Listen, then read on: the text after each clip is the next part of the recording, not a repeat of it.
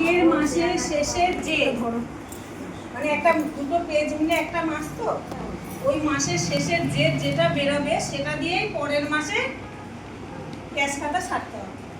তাহলে আগের মাসের শেষের যে সব সময় এই মাসের শুরুর যে। 2 নম্বর, মোট জমা প্লাস শুরুর যে সমান সর্বমোট। একটা খাতা দাও, আমি দেখিয়ে দিচ্ছি, তোমরা বুঝে নাও। প্রথমে যেটা আছে আগের মাসের খাতা এনেছে দেখুন, আগের মাসের শেষের যে সব সময় এই মাসের শুরুর যে।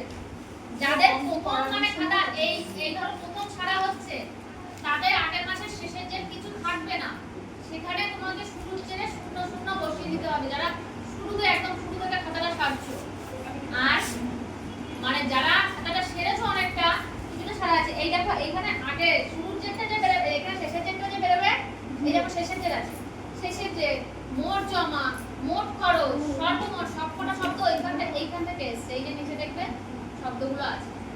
এই যে শেষের জেরটা যে বেরোবে না, এটা আমরা দেখে দেখে যেই সংখ্যাটা বেরোবে, নগদের ঘরে যেটা বেরোবে, ব্যাংকের ঘরে যেটা বেরোবে, দুটোতে আলাদা আলাদা বেরোবে। দুটোতে আলাদা আলাদা বেরোবে, যেটা আছে সেটা দেখে দেখে আমরা পরের পাতাতে পরের মাসে মানে শুরুর জেরে আমাকে বসাতে হবে। প্রথম সূত্রের মানেটা হচ্ছে আগের মাসের শেষের জের, এই মাসের শুরুর জের। আগের মাসে যেটা আমার এই শেষের জেরে থাকবে, সেটা এই মাসে আমি দেখে দেখে এখানে শুরুর জেরে বসিয়ে। এটা করার জন্য ব্যাংকের বইটাও লাগবে, তাই তো? এটা করার জন্য পুরো ব্যাংকের আপডেটটা আমার লাগবে, না তো আমি পুরো এটা সেভিংসের বইটা লাগবে না? সেভিংস লাগবে দুটোরই বই দিয়ে করতে হবে। আচ্ছা এটা তারপর হচ্ছে তোমার কথা বুঝে দিতে কি? মোট জমা প্লাস শুরুর জের অঙ্ক করাবো। মোট জমা প্লাস শুরুর জের, এই যে মোট জমা আছে এখানে, এই দেখো মোট জমা প্লাস শুরুর জের, দ্বিতীয় নম্বর ঘরটা মোট জমা প্লাস শুরুর জের, এই দুটো যোগ করে এখানে সর্বমোটটা বেরোবে। এই দুটোকে যোগ করতে হবে, নগদের ঘরটা নগদের ঘরে যোগ করতে হবে, ব্যাংকের ঘরটা ব্যাংকের ঘরের সাথে যোগ করতে হবে। দুটো সংখ্যা যোগ করে এখানে ঘরটা কি। তারপর হচ্ছে তোমার দুদিকে সর্বমোট যেটা সমান আছে, এই যে এদিকে সর্বমোটটা তো বেরিয়ে গেল, এইটা দেখে দেখে আমাকে এইদিকে বসিয়ে দিতে হবে। এইটা যেটা বেরোবে সেটাই দেখে দেখে আমাকে এখানে বসতে হবে, ব্যাংকের ঘরে ব্যাংকেরটা আর নগদের ঘরে নগদ।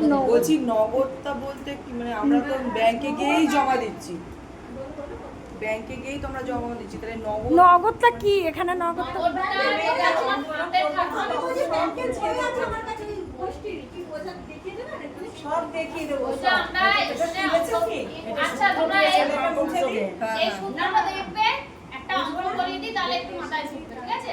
হ্যাঁ মুছে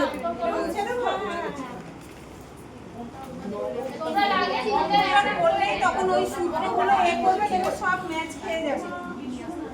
কেন ওইভাবে নালে না বুঝতে পারবে না।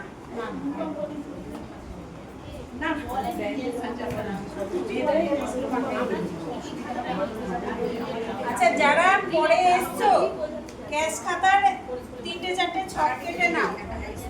পোস্ট করে রাখো না।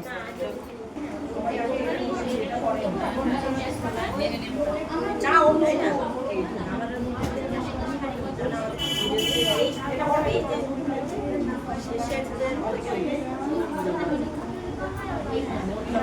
তোমরা শোনো, এই টাকা তোমাদের 5 বছর ধরে লেখা হচ্ছে না, তো 5 বছর দেওয়া তোমাদের, তাহলে অডিটে যখন আসবে না, অডিটে ধরো তোমার 3 বছরের মনে হয় খাতা দেখবে, 23 থেকে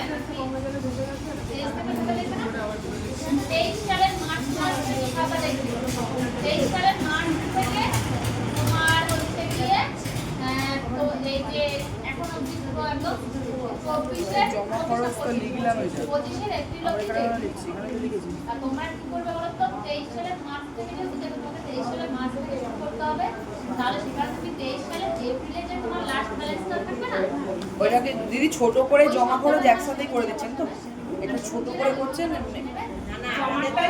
আমাদের খাতায় বলে। এই যে বলতে চাইছি এই যে জমাটা না, জমার পেজে করবে, জমাটা খরচের পেজে ঢোকাবে না। আর খরচেরটা ছক কেটে আবার এখানে করছিলাম। আমিও তো আবার লিখতে শুরু করেছি, আগে তো লিখতে রেখেছি।